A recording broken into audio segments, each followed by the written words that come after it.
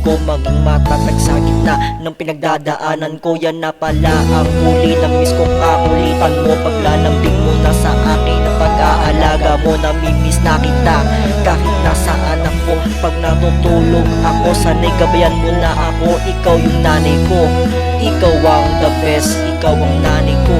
May diskarteng malupit sa pag-ipon at sa pagbebenta natin ng damit. Ikaw din yung nanay ko na may halaga sa binigay na damit. Maraming salamat sa iyong pag-aaruga.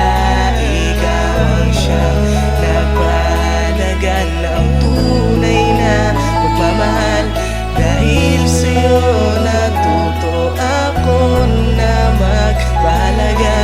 Mahal kita. Mahal kita, ma. Kung nasan ka man ngayon, sana'y mag-iingat ka. Mamimiss kita.